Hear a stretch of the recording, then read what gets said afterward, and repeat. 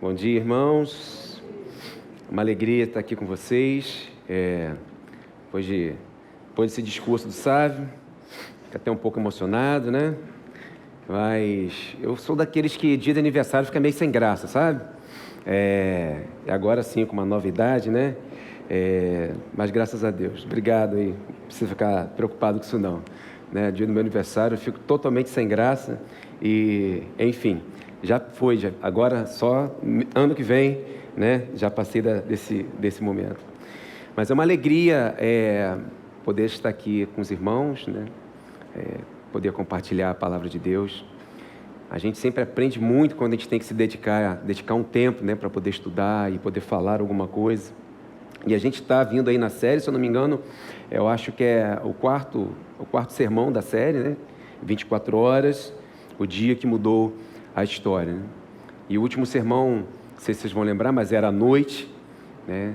O dia agora vai virar agora, né? Eu já queria convidar vocês para abrir a Bíblia em Marcos 15, do versículo 1 ao versículo 15. Marcos 15, do versículo 1 ao versículo 15. Vou pedir para você abrir a sua Bíblia e você manter ela aberta, através da sua Bíblia física ou do seu aplicativo. Nós vamos usar vários outros textos, mas vou pedir para você permanecer nesse texto. Nós vamos discorrer sobre esses versículos que nós vamos ler. Mas antes de ler o texto, eu queria te perguntar uma coisa, que eu até fui para a internet procurar, né, sobre esse assunto. Você já foi, certamente já deve ter sido, né, acusado injustamente por alguma coisa? Você já foi acusado injustamente na sua vida, em um determinado momento da sua vida, por alguma coisa, ou condenado? E aí, curiosamente, fui para a internet, né, colocar lá, né, pessoas que foram acusadas e condenadas injustamente. A gente vê coisas bizarras assim, né? Pessoas que foram não somente acusadas, mas condenadas injustamente. Alguns ficaram alguns dias na prisão, alguns ficaram alguns anos, décadas, 20, 30, 40, 50 anos. Pessoas foram condenadas à morte de maneira injusta. Pessoas que foram condenadas, morreram, e depois que morreram, foi provada a sua inocência. E a gente encontra das mais diversas coisas aí na internet com relação a essa situação. Pessoas que foram acusadas, condenadas injustamente. Pode ser que você tenha passado por isso em algum momento da vida, não condenada, mas acusado de alguma coisa que você não fez, por exemplo, né? E é basicamente isso que a gente vai ver hoje aqui. A gente chegou no momento da série que a gente vai ver exatamente Jesus sendo julgado. E eu queria ler esse texto com vocês da palavra de Deus. Você já abriu sua Bíblia, Marcos 15, do versículo 1 ao versículo 15, acompanha por gentileza.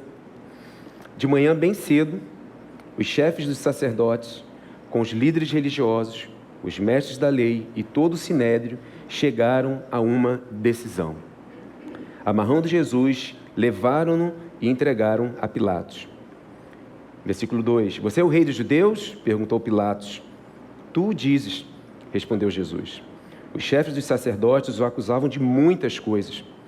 Então Pilatos lhe perguntou novamente, você não vai responder? Veja de quantas coisas o estão acusando. Mas Jesus não respondeu nada. E Pilatos ficou impressionado. Por ocasião da festa, era costume soltar um prisioneiro que o povo pedisse. Um homem chamado Barrabás estava na prisão com os rebeldes que haviam cometido assassinato durante uma rebelião. A multidão chegou e pediu a Pilatos que lhe fizesse o que costumava fazer. Vocês querem que eu lhes solte o rei dos judeus? Perguntou Pilatos, sabendo que fora por inveja que os chefes dos sacerdotes lhe haviam entregado Jesus. Mas os chefes dos sacerdotes incitaram a multidão a pedir que Pilatos, ao contrário, soltasse Barrabás. Então, que farei com aquele a quem vocês chamam rei dos judeus? Perguntou-lhes Pilatos. Crucifica-o, gritaram eles. Por quê? Que crime ele cometeu? Perguntou Pilatos. Mas eles gritavam ainda mais. Crucifica-o. Desejando agradar a multidão, Pilatos soltou-lhes de Barrabás, mandou açoitar Jesus e o entregou para ser crucificado. Feche seus olhos mais uma vez e vamos orar. Deus, nós carecemos totalmente da Tua graça, para que o Senhor se revele a nós aqui nesta manhã, fale aos nossos corações e que possamos aprender aqui da Tua palavra e possamos ser praticantes dela. que isso possa nortear a nossa vida, dirigir os nossos passos a cada dia. Digo isso para a tua glória e em nome de Jesus. Amém, amém. Meus irmãos, o que a gente, lendo esse texto, de cara a gente consegue perceber? Quando eu estava estudando, eu procurei identificar algumas coisas que eram coisas importantes aqui nesse texto, que poderiam nos ensinar alguma coisa, e toda a palavra ela nos ensina sempre. A primeira coisa que a gente pode ver aqui, meus irmãos, é a pressa dos religiosos em condenar Jesus. Isso está logo no versículo 1 desse texto que nós lemos. Observe no versículo 1 que vai dizer, de manhã bem cedo. Versículo 1, vou pedir que você acompanhe isso aí. Aqui, meus irmãos, provavelmente ainda era madrugada. A gente vai perceber até em outros textos que o dia ainda estava amanhecendo ainda, quando esses religiosos novamente se reuniram. A gente vai lembrar que antes eles já tinham se reunido. Esses líderes religiosos tinham pressa na condenação de Jesus. Para eles, meus irmãos, Jesus era uma ameaça. E nós já vimos isso anteriormente, eles se reunindo, o sábio pregou isso semana passada. Eles tentaram encontrar depoimentos contra Jesus, mas eles não conseguiram. Eles estavam querendo, inclusive, meus irmãos, se basear na própria lei para condenar Jesus. Provavelmente, olhando lá para o período do Êxodo, período quando Deus dá a lei para o povo, Levítico 24:16 vai dizer o seguinte: quem blasfemar o nome do Senhor terá que ser executado. E por várias vezes eles falaram que Jesus tinha blasfemado, o que não era verdade. A comunidade toda o apedrejará, seja estrangeiro, seja natural da terra, se blasfemar o nome, terá que ser morto. Só que as acusações contra Jesus, meus irmãos, a gente já viu semana passada e a gente vai continuar vendo hoje, que essas acusações eram acusações falsas contra eles, mas eles tinham pressa, eles queriam condenar Jesus à morte. Então eles se reuniram novamente para tramar uma acusação e convencer as autoridades romanas, no caso aqui representada pelo governador de Roma, que era representado naquela província ali na Judéia. E esse homem era Pilatos. Eles tinham que convencer Pilatos a condenar Jesus à pena de morte. Por quê, meus irmãos? Os judeus, por si só, através da lei deles, não podiam executar alguém. Quem executava era o Império Romano. O Império Romano detinha todo o poder daquela região ali. Então, eles sabiam que precisava convencer o governador, no caso Pôncio Pilatos, a condenar Jesus. Olha o que vai dizer num texto correlato, João 18:31. Pilatos disse: levem-no e julguem-no conforme a lei de vocês. Mas nós não temos o direito de executar ninguém, protestaram os judeus. O que eles queriam, o que eles precisavam, visto que Jesus era uma ameaça para eles, era convencer Pilatos que Jesus era culpado. Mas ainda nesse primeiro versículo, meus irmãos, a gente percebe que, acompanhe na sua Bíblia, os chefes dos sacerdotes, os líderes religiosos, os mestres da lei e todo o sinédrio chegaram a uma decisão. Eles já estavam julgando Jesus aqui, estavam levando Jesus para Pilatos, já tomaram a sua decisão. E aqui vai entrar o que eu estou chamando aqui de um ator importante nessa história aqui, que é exatamente o sinédrio. O sinédrio era uma suprema corte dos judeus. Praticamente o governo interno da província estava sob ele era delegado pelo sinédrio. E eles tomavam as decisões deles baseado na lei judaica. Era uma espécie de conselho, um tribunal judaico. Na realidade, ele foi estabelecido até mesmo antes do Império Romano, ainda no Império Grego ainda. Mas eles são oriundos, meus irmãos, lá do Antigo Testamento. Mais uma vez, lá do período do Êxodo.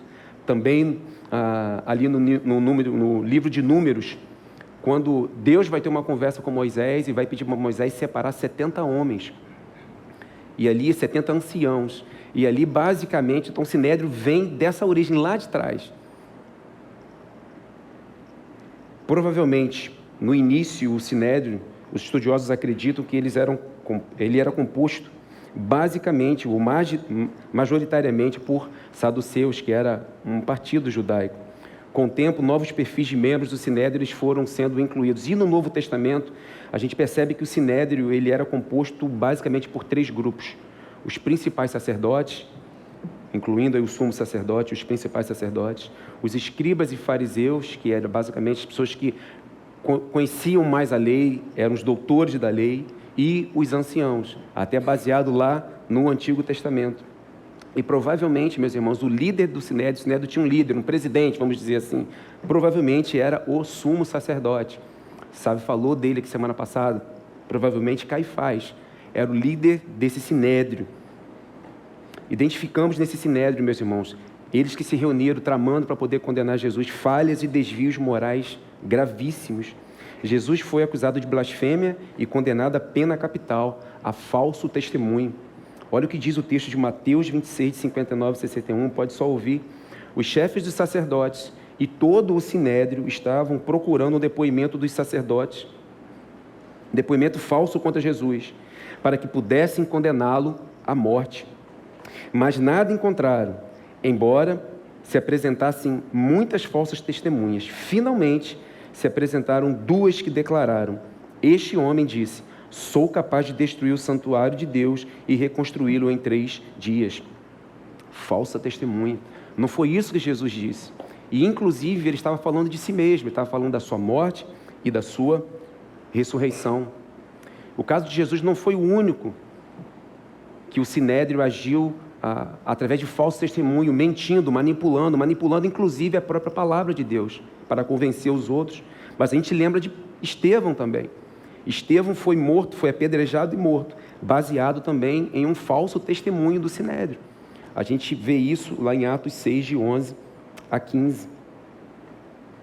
Após esse momento, ainda no versículo 1, a gente percebe que no finalzinho do versículo vai dizer que eles levaram Jesus a Pilatos.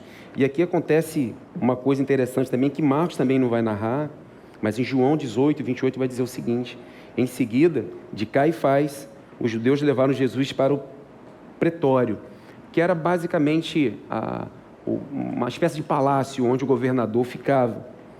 Já estava amanhecendo, e aí a gente embasa a nossa teoria, né? Que ainda era de madrugada quando eles se reuniram, porque eles tinham pressa em acusar Jesus. Já estava amanhecendo, e para evitar a contaminação cerimonial, os judeus não entraram no pretório, pois queriam participar da Páscoa. Vemos aqui um paradoxo, que ao mesmo tempo que eles julgavam falsamente, eles deveriam usar a lei para julgar justamente. Eles julgavam falsamente, usavam falsos testemunhos para poder julgar. E aqui no caso de Jesus nós vemos isso. Por outro lado, eles não querem nem entrar no pretório para não se contaminar, né? Para que todos pudessem ver que eles estavam puros. É uma distância muito grande. Eles não se preocupavam com o que era mais importante. Cumprir o seu ofício de maneira digna e que honrasse a Deus não estavam no topo das suas prioridades. Era assim que o Sinédrio agia. Se preocupavam somente consigo mesmos. Mentiam para cumprir os seus propósitos e colocavam seus ritos e costumes acima do que é de fato importante, que é fazer aquilo que agrada a Deus, cumprir a palavra de Deus. Diante de coisas que nos ameaçam, e a gente já vai fazendo pequenas reflexões em cada ponto desse que a gente está falando, diante de coisas que nos ameaçam, como nós agimos assim, nós mentimos, priorizamos os nossos interesses em detrimento da vontade de Deus expressa em sua palavra para nós. A gente viu aqui que eles tinham pressa para eliminar uma ameaça para eles, e eles usavam de falso testemunho para isso, manipulavam. Uma outra coisa importante, meus irmãos, que a gente percebe no texto, e aí já caminhando um pouco mais para os versos seguintes, é Jesus diante de Pilatos. A gente viu no final do versículo 1 que os membros do Sinédrio levaram Jesus para Pilatos depois de terem tomado uma decisão. Isso está narrado do versículo 2 até o versículo 5. E aí, nós temos já o nosso primeiro ator, que é o Sinédrio. Nós vamos falar de mais um ator agora nessa história, que é exatamente o governador da Judéia, Pôncio Pilatos. E é interessante, meus irmãos, que nós não lemos todo o capítulo 15, né? Mas se nós formos ler todo o capítulo 15, Jesus ele vai ser chamado de rei 6 vezes. E isso tem um motivo, isso tem um porquê. Ao levarem Jesus a Pilatos, as autoridades judaicas não acusavam Jesus de blasfêmia, porque eles sabiam que um crime religioso não seria capaz de fazer com que o governador, que representava Roma ali, condenasse Jesus à morte. Daí a importância de trazer esse veredito de Jesus ali. Olha, ele está se achando, ele está dizendo que ele é o rei dos judeus. E isso ameaçaria o império. Isso seria algo complicado para Pôncio Pilatos administrar ali. Por isso, durante 6 vezes, nesse capítulo todo, no trecho que nós lemos, por 3 vezes ele vai ser chamado rei dos judeus. Nesse capítulo todo, 6 vezes. Ele alegava ser rei dos judeus, desafiando assim o governo de César, que aos olhos de Roma isso seria um crime capital, isso sim. Os líderes religiosos eles sabiam que não tinham como condenar Jesus, apenas através da lei deles, a lei judaica. Vamos lembrar que tudo ali era dominado pelo Império Romano, né? Pilatos, nesse trecho, ele vai interrogar Jesus 2 vezes. A gente vê isso no versículo 2 e no versículo 4. Ele sabia que Jesus era inocente. Nós lemos no versículo 14, ele dizer, além de dizer que não via crime nenhum em Jesus, ele sabia que os judeus estavam entregando por inveja. Versículo 10, sabendo que fora por inveja que os chefes dos sacerdotes lhe haviam entregado Jesus. A situação de Pilatos é essa, meus irmãos. Jesus está diante de Pilatos, os líderes religiosos queriam fazer com que Pilatos condenasse Jesus à morte. Pilatos, por sua vez, ele tinha que fazer aquela política da boa vizinhança, ele tinha que andar bem ali com os líderes religiosos, mas ele tinha que prestar conta ao imperador. Ele está diante dessa situação, o que ele faz? O texto vai nos dizer que ele sabia que Jesus era inocente, tanto que sabia que ele tinha percebido que esses líderes religiosos queriam entregar Jesus apenas por inveja, ele sabia que Jesus era inocente, e diante disso, o que Pilatos faz agora? Isso nos leva a identificar mais um ponto nesse texto que nós lemos, que é exatamente o julgamento de Jesus. Isso está narrado do versículo 6 ao versículo 14. E aí, meus irmãos, nós incluímos na nossa história mais 2 atores aí, que vão ser atores importantes para compor essa história, que é exatamente Barrabás e a multidão. Esses 2 atores vão começar a fazer parte dessa história agora. Jesus vai começar a ser julgado, meus irmãos, por que nós podemos chamar aí de um júri popular, né? Visto que Pilatos ele não conseguiu identificar nenhum crime, nada que o levasse, de fato, a uma condenação e a condenação de morte. Nesse trecho, a partir do versículo 6, vai dizer que era costume soltar um prisioneiro que o povo pedisse. Versículo 6. E aí eu queria trazer para vocês 2 outros textos correlatos, que vai fazer, Mateus, por exemplo, ele vai dizer que por ocasião da festa, era costume do governador soltar um preso, em decorrência da festa. Já em João vai dizer que segundo o costume de vocês, ou seja, segundo o costume de vocês, judeus. Não dá para ter certeza se o costume era do povo judeu ou se o costume era do governador. Não dá para cravar aqui, mas o fato é o seguinte, um preso que o povo pedisse seria solto. E com isso, entra em cena o nosso personagem, Barrabás, meus irmãos. Barrabás, ele era um zelote, que era também um dos partidos judaicos, mas os zelotes eles eram violentos. Inclusive, vai dizendo no versículo 7, o versículo vai afirmar para a gente que ele era um rebelde e que tinha cometido assassinato durante uma rebelião. Por isso que ele estava preso. Barrabás estava preso justamente. Imaginando que ele era um zelote, sabemos que muitas vezes eles empregavam muitas violências em suas ações. O texto correlato de Mateus vai dizer que Barrabás ele era muito conhecido. Então o povo conhecia Barrabás. E a gente fica imaginando a cena, meus irmãos. Era costume soltar um preso. Pilatos tinha que tomar uma decisão ali. Por um lado, os líderes religiosos estavam pressionando ele ali para condenar.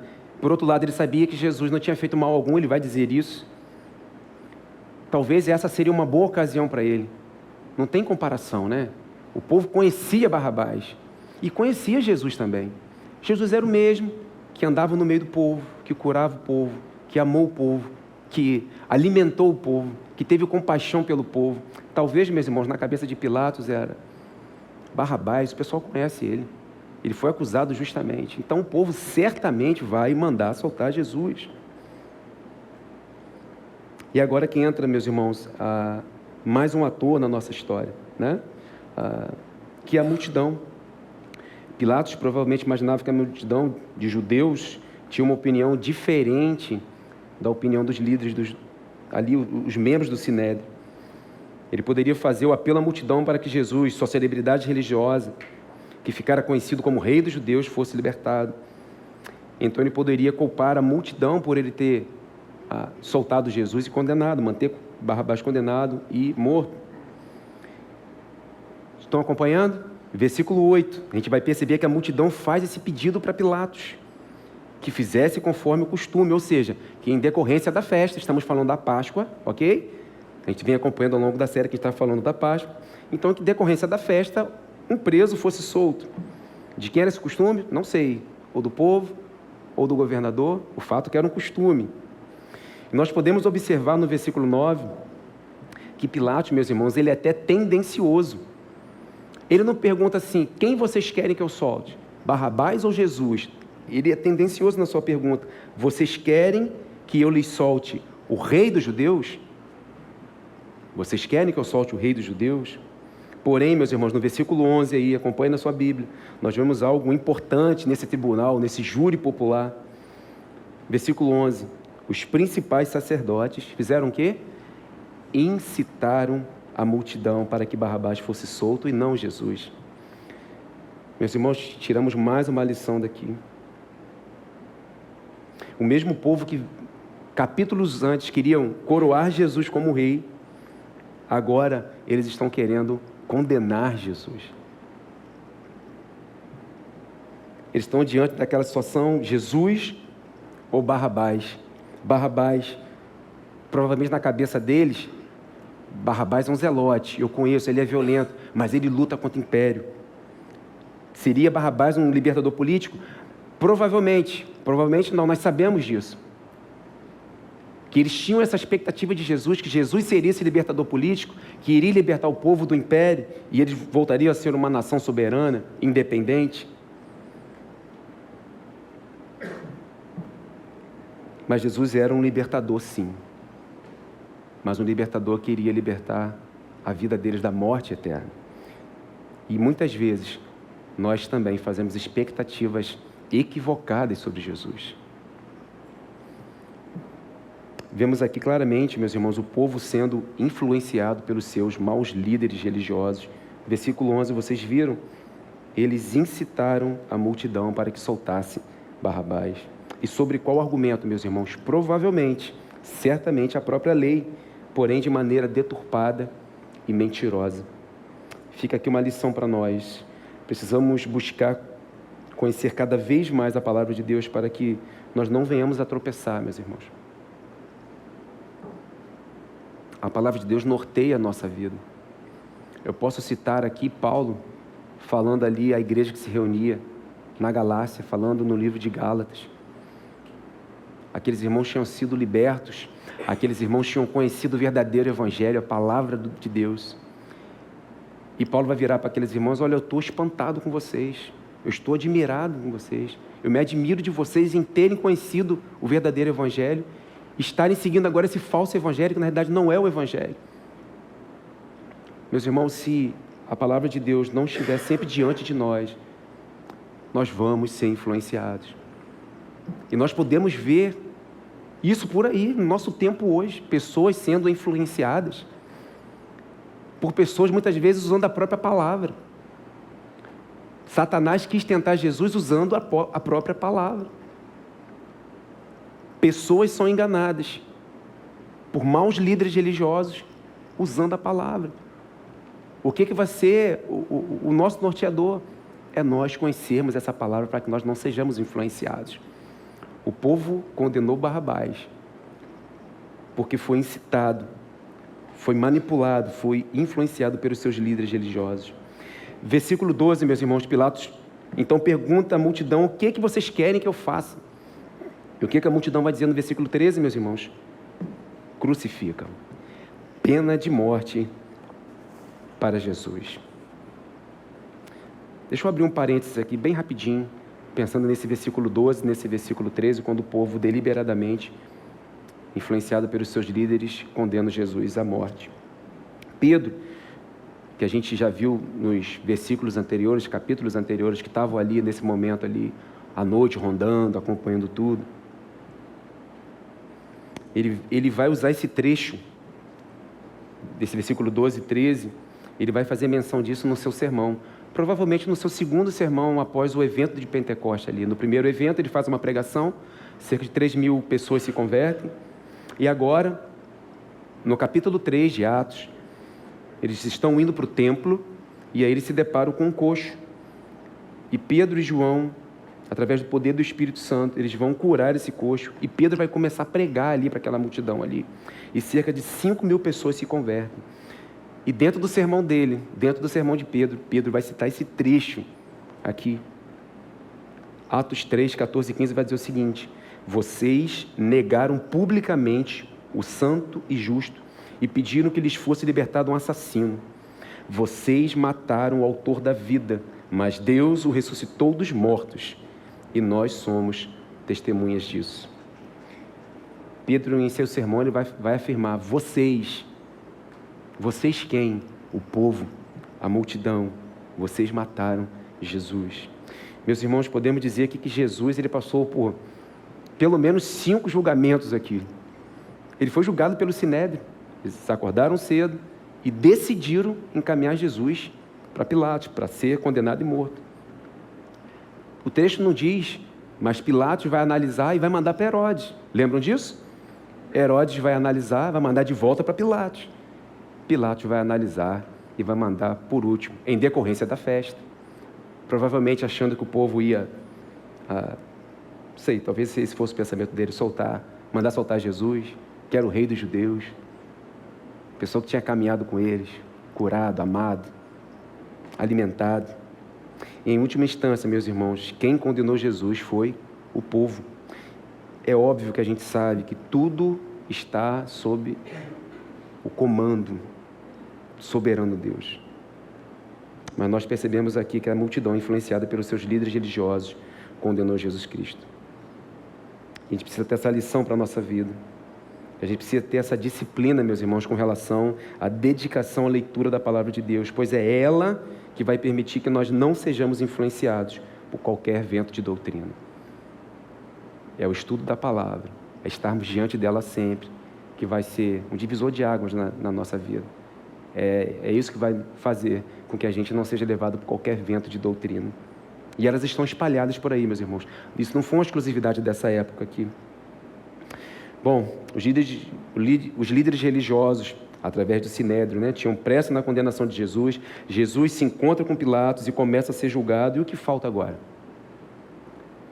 O que está faltando agora? Falta o grande final, o veredito final, que é a condenação de Jesus. E a gente vai poder perceber isso no versículo 15. E agora nós não temos mais um ator novo na nossa história. Mas, ironicamente, meus irmãos, Pilatos vai libertar. Lembra que a preocupação de Pilatos é estar bem ali, principalmente com o império, principalmente com o imperador. Mas ele solta alguém que era deliberadamente uma ameaça para o império. Barrabás era uma ameaça para o império. Eles queriam destituir o império para que o povo voltasse a ser uma nação soberana, independente. É irônico, porque a preocupação dele acaba acontecendo que exatamente Barrabás vai ser libertado. E um justo, que nada tinha feito contra Roma, foi condenado à morte, o justo Jesus Cristo. Mas, além disso, nesse versículo 15, a gente pode observar mais uma coisa interessante aí. O texto vai dizer que, desejando o que, meus irmãos? Agradar a multidão, Pilatos soltou-lhes Barrabás. O veredito de Pilatos não foi baseado na justiça, mas no interesse de agradar aos outros. O texto vai dizer, desejando agradar a multidão. E a gente tira mais uma lição daqui para a gente. Querer agradar aos outros tem nos levado a pecar? Pecamos para ter a aprovação dos outros? Fica aí uma reflexão, mais uma reflexão para nós, meus irmãos. Olhar para a atitude de Pilatos parece algo distante do nosso dia a dia, né? Parece um negócio, um mega evento que está distante de mim. Mas será que nós não temos feito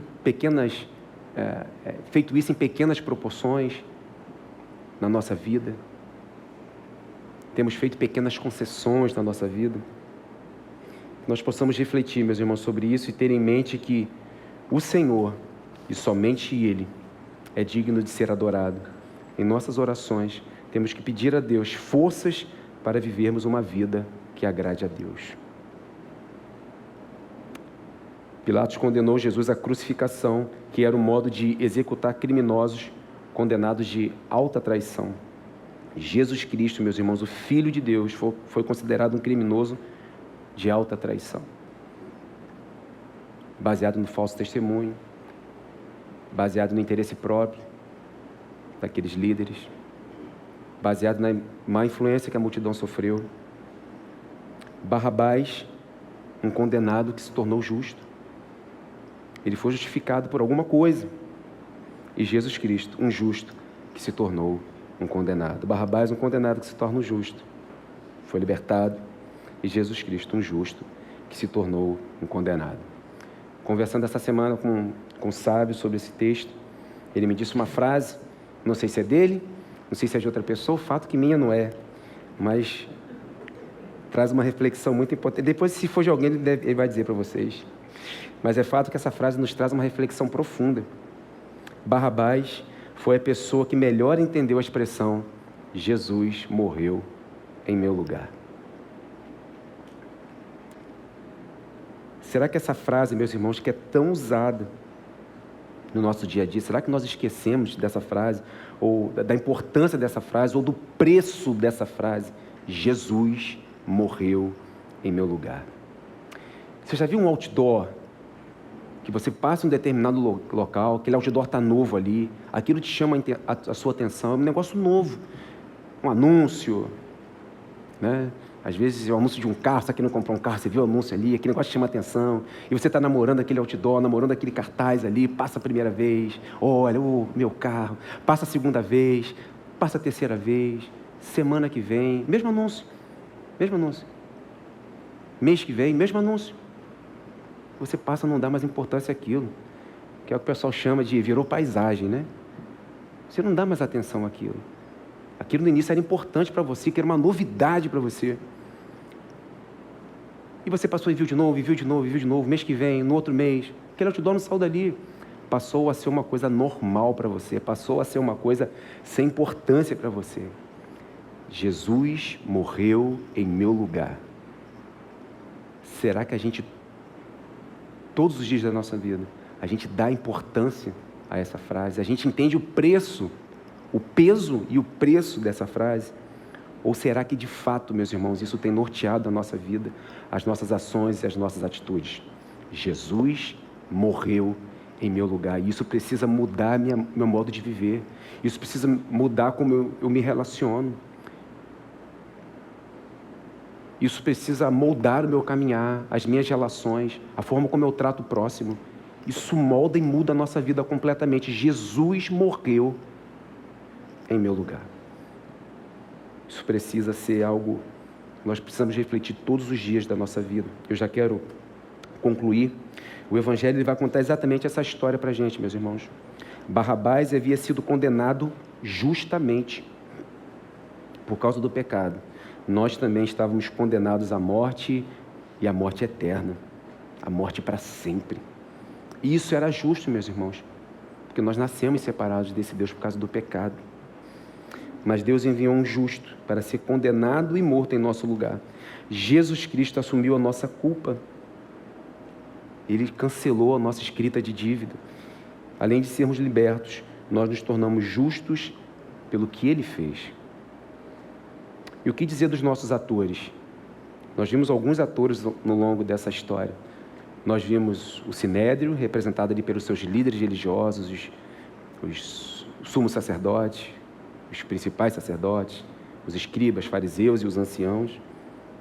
Então, o Sinédrio é um dos atores. Pilatos é um outro ator. Barrabás é um outro ator. A multidão é um outro ator. O que dizer? Se eu precisasse resumir esse filme, contando o que cada personagem desse significa dentro dessa história, o que a gente pode dizer do Sinédrio, por exemplo? O Sinédrio, ele peca para agradar a si mesmo. Eles mentiram, manipularam as pessoas e deturparam a palavra de Deus em benefício próprio, pensando em si mesmos. Ao mesmo ponto, é que em nome da religião eles não quiseram entrar lá no pretório para não se contaminarem, mostrando uma falsa aparência, algo falso. Provavelmente, meus irmãos, o Sinédrio ele foi extinto no ano 70, ali depois de Cristo, aproximadamente. Peca para agradar a si mesmo. E Pilatos peca para agradar aos outros.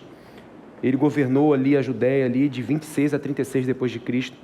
E, meus irmãos, ele era, não se engane com ele era cruel e violento. E a gente pode constatar isso na própria palavra de Deus. Lucas 13, no versículo 1, vai falar isso sobre Pilatos. No ano 36 depois de Cristo, meus irmãos, Pilatos reprimiu uma manifestação de samaritanos, provavelmente com algumas mortes ali. Então, os samaritanos fizeram uma denúncia ao superior de Pilatos, que por sua vez foi demitido e foi mandado de volta para Roma, para prestar contas ali ao imperador. A gente não sabe o que aconteceu com Pilatos daí em diante, mas se vocês forem dar uma futucada, forem pesquisar sobre Pilatos, alguns vão até dizer que ele até se converteu depois. Isso não está na Bíblia não, tá, irmãos? Mas, pesquisando, vocês podem encontrar isso em algum lugar histórico aí. Mas nós não sabemos. Mas ele peca para agradar aos outros. E a multidão peca por influência dos outros. No caso aqui, pelos seus líderes religiosos. E até hoje em dia, meus irmãos, nós vemos situações de pessoas que são influenciadas pelos seus líderes religiosos, que não têm compromisso nenhum com a palavra de Deus, mas sim consigo mesmos. E Barrabás, meus irmãos, um condenado que foi libertado por alguém que pagou a dívida em seu lugar. E o que dizer de Jesus? Um justo que foi condenado a sofrer e morrer para cumprir a vontade do Pai. Jesus Cristo, meus irmãos, ele não é só o ator principal dessa história. Jesus Cristo é o ator principal de toda a Bíblia. Jesus Cristo é o ator principal de toda a história. Jesus Cristo foi condenado a sofrer e morrer para cumprir a vontade do Pai. Para cumprir a vontade do Pai, era necessário que ele sofresse, morresse. Mas a gente sabe que Jesus Cristo, ao terceiro dia, ressuscitou, vencendo a morte e trazendo vida e esperança a todo aquele que nele crê. E isso, meus irmãos, muda a nossa vida, muda a nossa história. Jesus Cristo, um justo que foi condenado por conta do seu povo, para salvar o seu povo. A gente olha para essa história, meus irmãos, e às vezes a gente fica triste. Mas provavelmente se nós estivéssemos lá, é possível que a gente estivesse no meio dessa multidão.